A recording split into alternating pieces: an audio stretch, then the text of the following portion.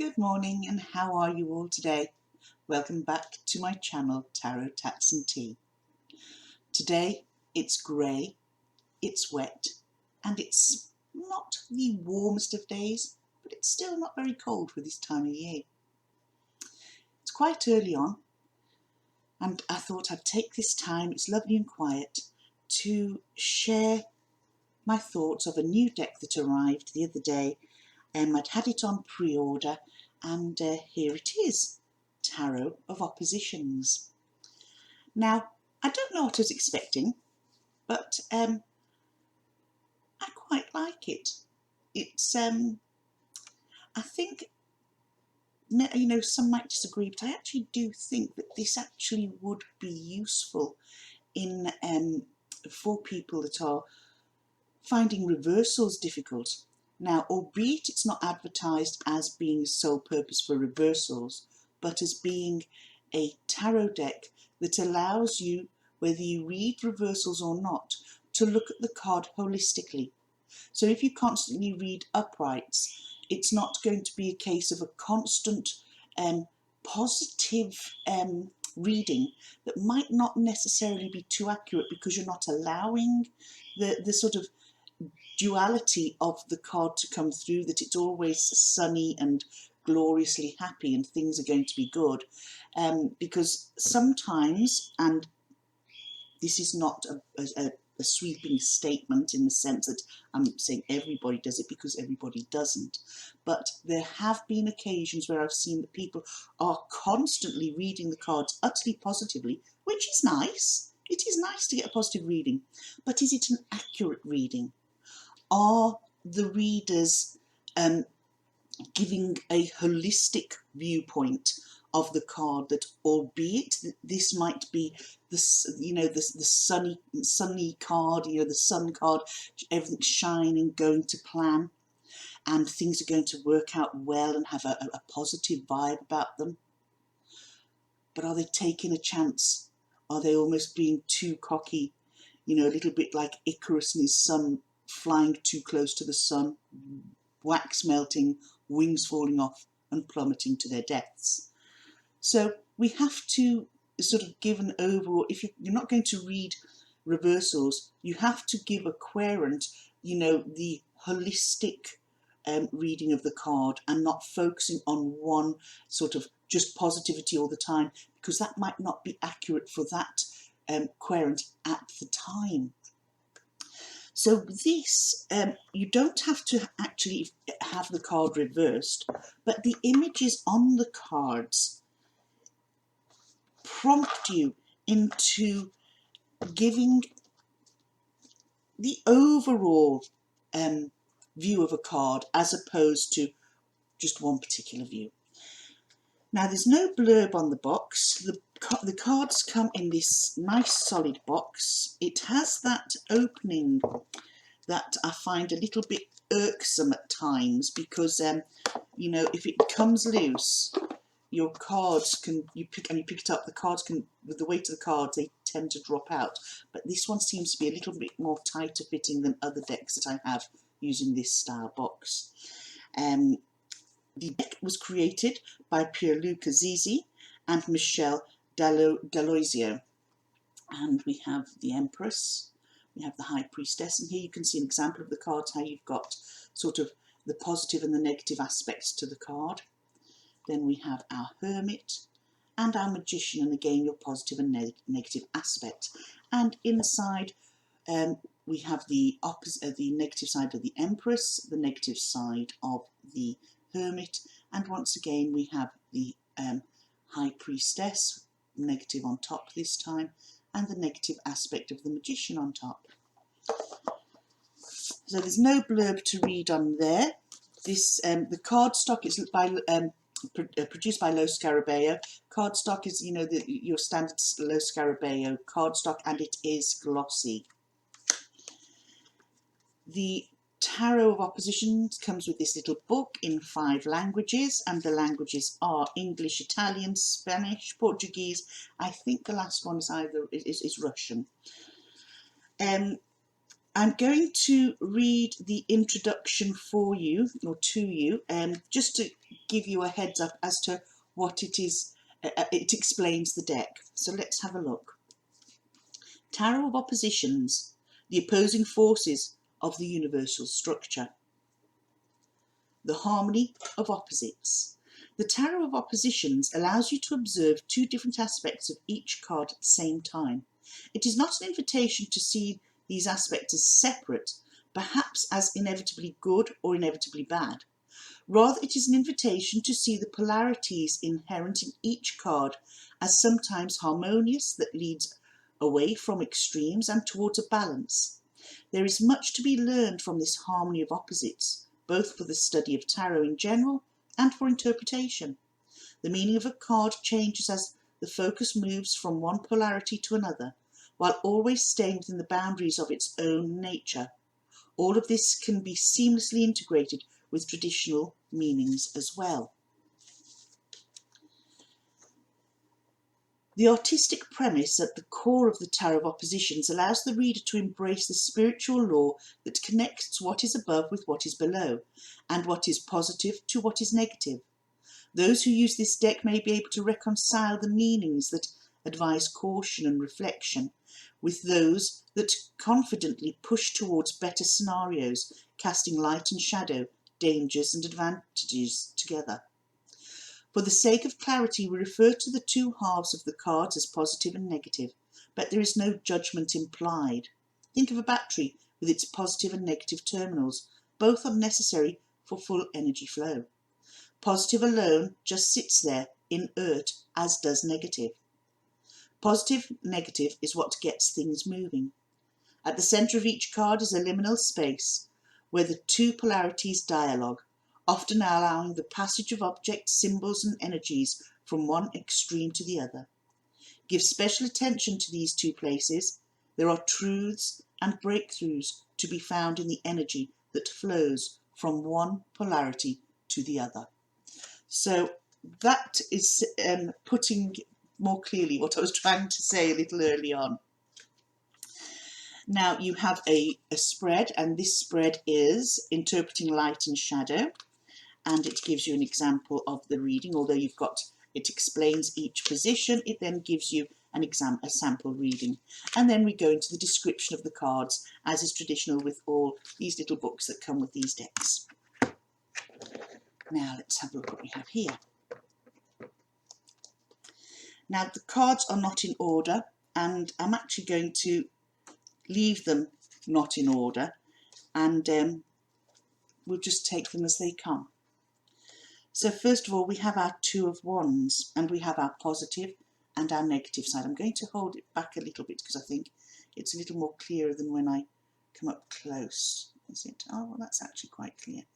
So you can see positively the Two of Wands climbing up and progressing, but then look, on the negative side, falling from grace, so to speak, or struggling to hang on.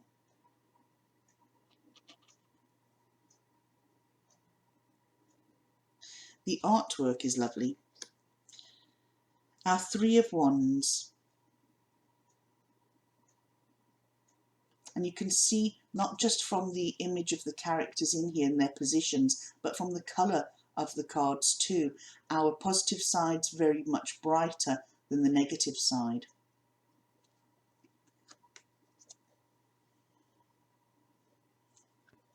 Four of Wands. Didn't shuffle these very well, did I?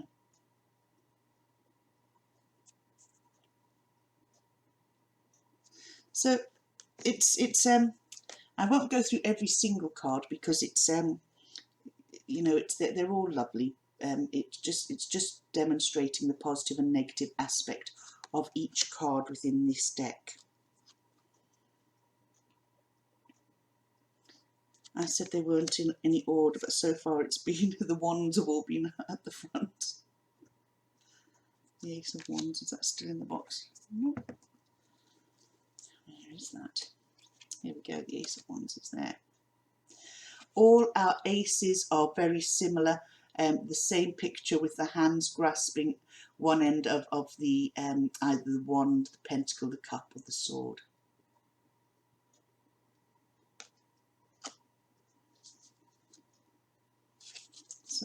I must have shuffled them and put them back together without realising they're coming out in order. Here's our Nine of Wands. And when they talk about the liminal space in between, it's where there's nothing, like here they've used a branch of a tree, or you know, the tree trunk, to separate the positive and the negative. And it's where the two energies, the positive energy and the negative energy, meet.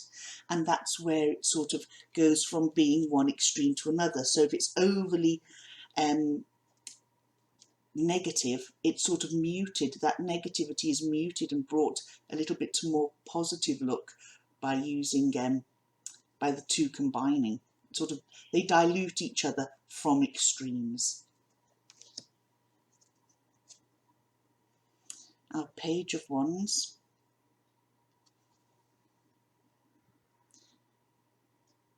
That's the negative side and the positive side.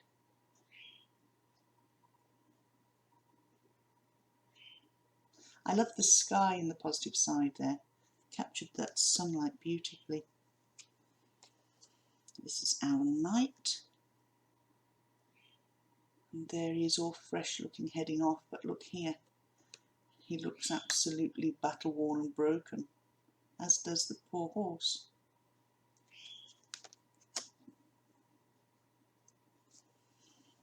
Sorry, I said the Empress on the box, didn't I? I was quite wrong. It's the Queen of Wands. I do apologise.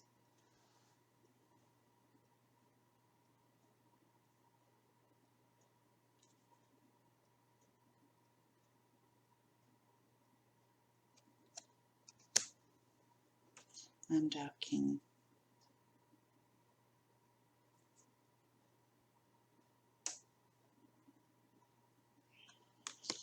And then we come to the Cups. Like I say, I won't go through every single one of them. I'll just get to our majors so that you can have a look at a few of those. Just an example, I'll just give you a couple of examples. There's the Ace of Cups, so you can see again the two hands grasping.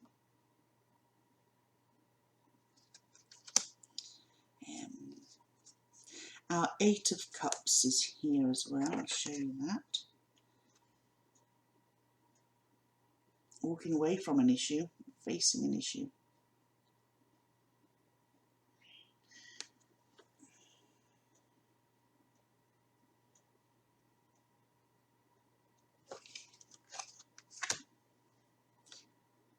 Our Nine of Cups.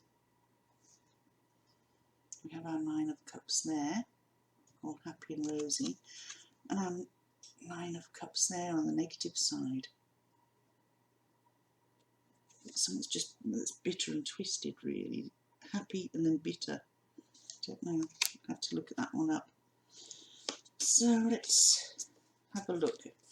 Pentacles, just an example. There you go with the Ace. Here's our Two. Let's see anything. Our Nine of Pentacles.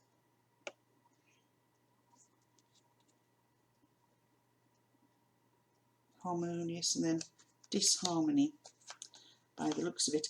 Our Page of Pentacles, I was looking at this one, and I do feel that in both of them, one he looks, in the positive one he looks annoyed, to say the least, and he looks angry in the second one. If you look at the expression on his face, I don't know if I can get it clear close up. It's like an annoyance there, and positively angry there. And I did find that on some of them, other than the colouring, there didn't seem to be a huge amount of difference in the issue. Take, for instance, the Nine of Cups, you know. That's our Ace of Swords. Here he's got the sword by the handle, and there he's actually holding on to the blade that is now rusty and old. Our Three of Swords, we don't have the traditional heart with the swords piercing it in this one.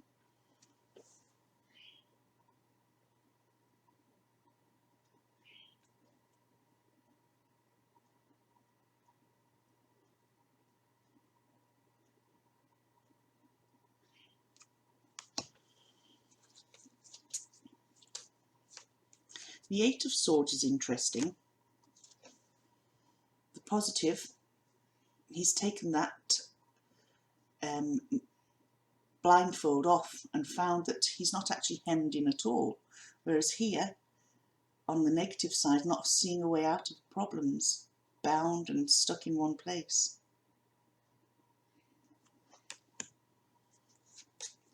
So as you can see, it's a very interesting deck. I must admit, I expected it to be a little bit along the lines of the vice versa tarot, if you've seen that. If not, I have a walkthrough of it and on my channel from a couple of years ago. And with the vice versa channel, for people that aren't familiar with that, you have an image on each side of the card. So you have, say now if we're looking at the Strength card, for instance, you'd have the girl and the lion, you know, on one side. But then on the reverse side, or it's this side and that side. So on that side, when you turn the card over, you're seeing what the character on the card is looking at. And on the Strength card, she's looking at a fierce dragon or beast. And it's facing fears, you know, and having the courage to face those fears.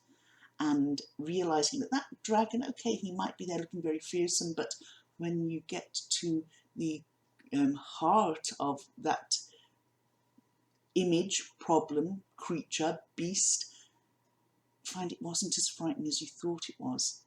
It might be a very tame dragon, but we don't know that. Depends on the reading. So there's the two cards, and I was expecting something very similar to this, but whereas you're looking at a character's point of view in that deck, this one we're just looking at the positive, like I say, the positive and the negative, and where the two meet. Okay, this is our world card. We're starting at the bottom here, so let's go. Now our Fool here, I like that. We have our Fool heading off, you know, as our traditional Fool would, but then we have our Fool here, sort of leaping before he's looking, and you know, walking on very dodgy ground. And also look at the difference in friends. Here we have our peaceful dove, the companion, love and harmony. Here we have a little sneaky sly fox, you know, the support that the person's got around them, you know. Although you've got the two extremes, you've got love, peace and overwhelming goodness and light, and here we have darkness and slyness, very shaky ground, not a good path to go on. So we're looking at the two of these, and to read that, I would sort of say, well, you know, you're heading out on something new. You've decided that you want to do something new with your life, that whatever you are currently doing, wherever you're currently going, is not necessarily where you want to be. So you're looking for something new for yourself. But make sure to look at all the small print of any new venture.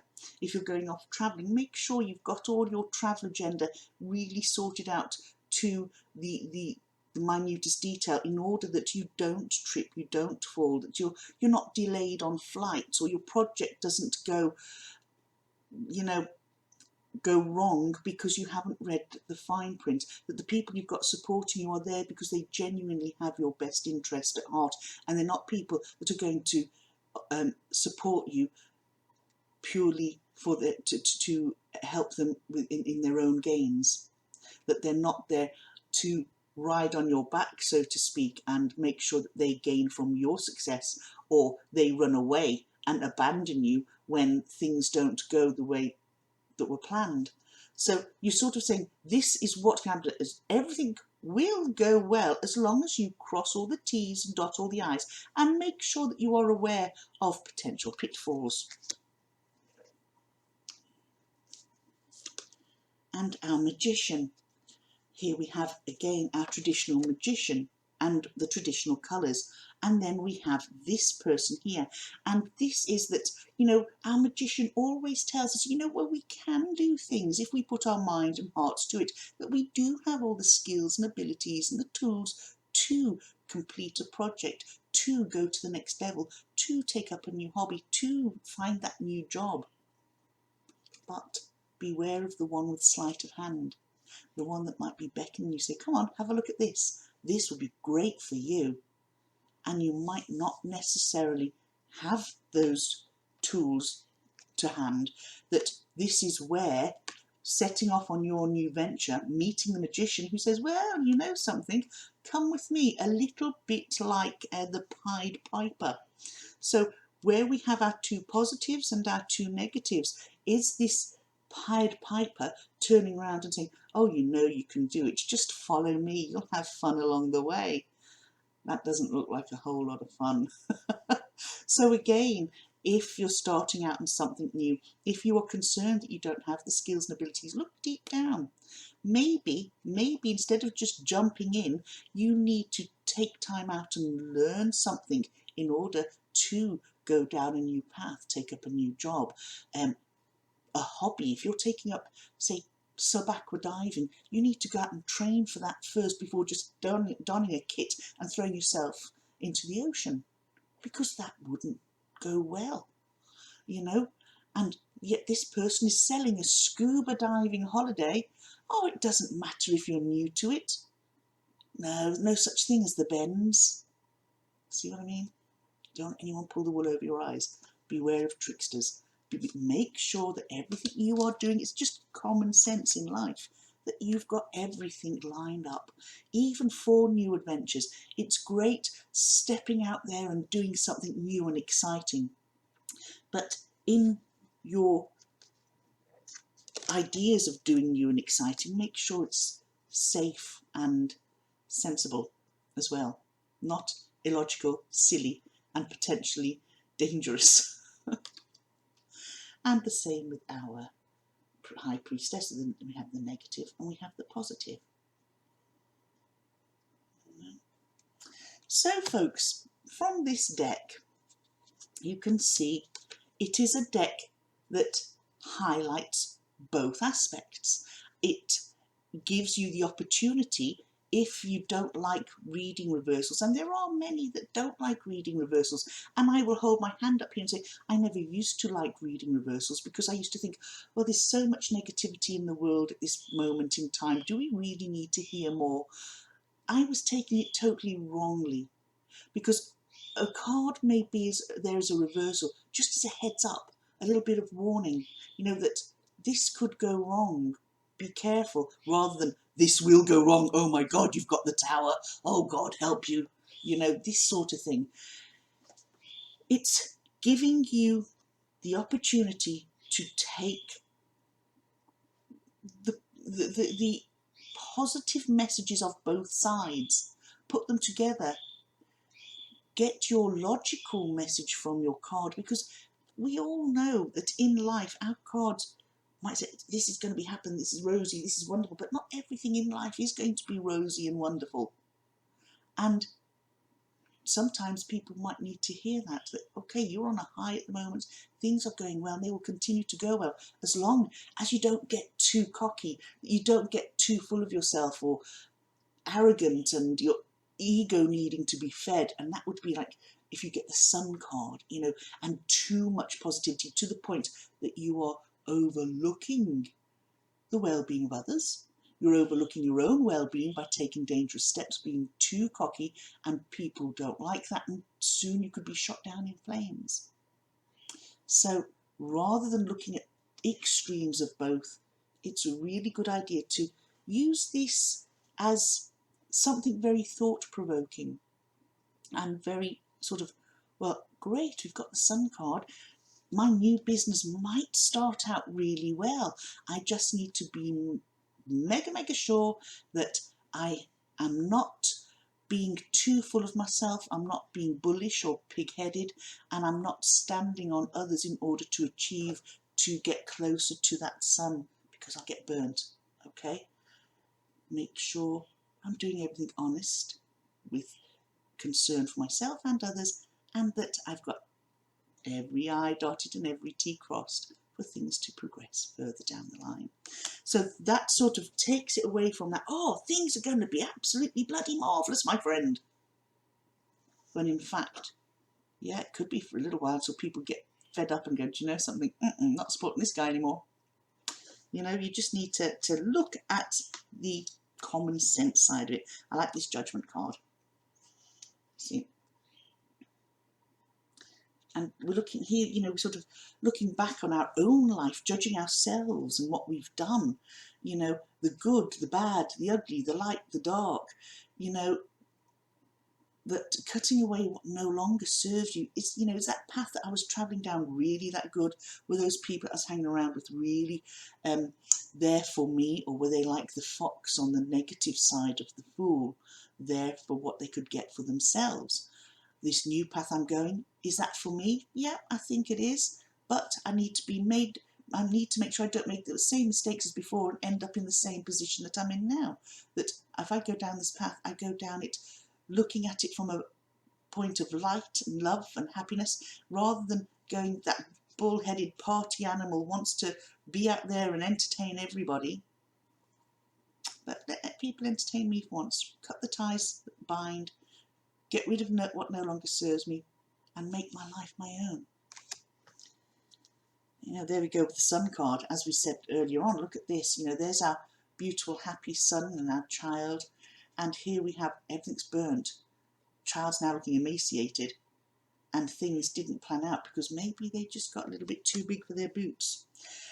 So I shall love you and leave you. As I say, I'm not going to go through the entire deck. You can see from here the cards have an image either end, and they're actually quite beautiful cards, and they are cards that, like I say, really do give you time to pause and think and look at, wow, yeah, I can see how that can change the way I read.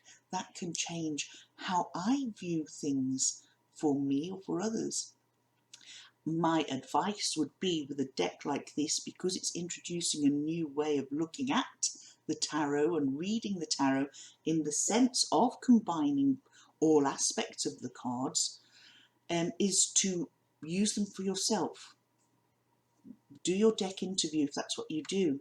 I don't particularly do, for myself, I don't actually interview my decks, because I just find that if I was to interview a deck, it would be like interviewing my dinner before I eat it.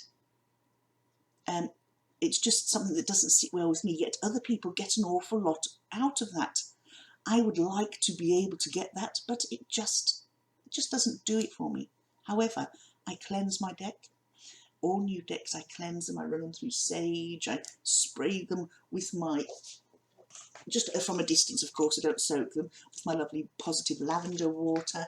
I spread them out, I riffle through them, look at them, enjoy them. But then what I like to do is read for myself with them a good bit. And then sometimes I'll even pick out cards and make notes on it.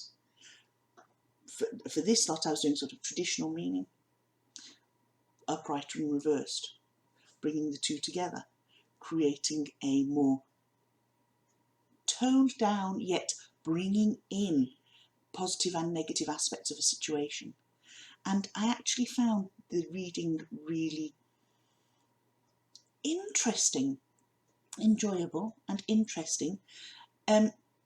With me having initially just not ignored reversals, but having them all upright in the deck, because I'm a little bit on, in a way, a little bit on the, well, would you call it OCD side when it comes to things like that. I like my cards upright. I like to be able to look at them face on when I'm reading them. And when I see one upturned, I must remember that was upturned, and I'll turn it back up.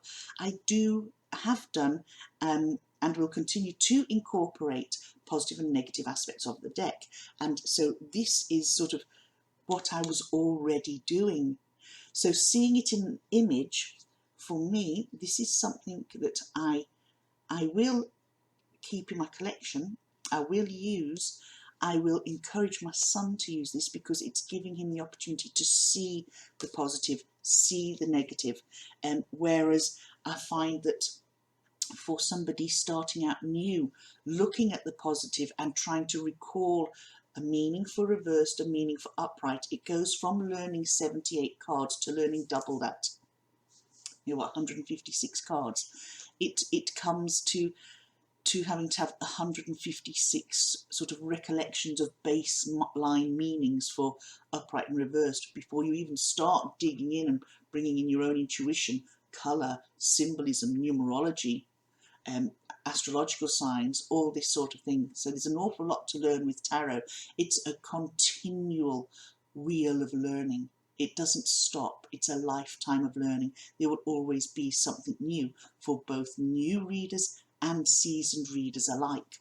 And this imagery enables those who struggle to keep information in their mind and who are visual learners much more accessible way to look at and understand negative and positive aspects of a tarot card without having to sit and book learn, because book learning is not easy for a lot of people.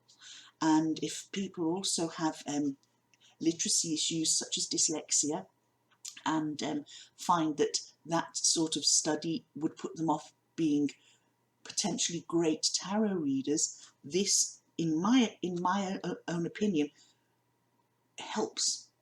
It's visually pleasing, it's visually explanatory, the light and dark, the positive, the negative, and you can pull out from this just from colour alone. And I do feel that this is a positive contribution to the world of tarot.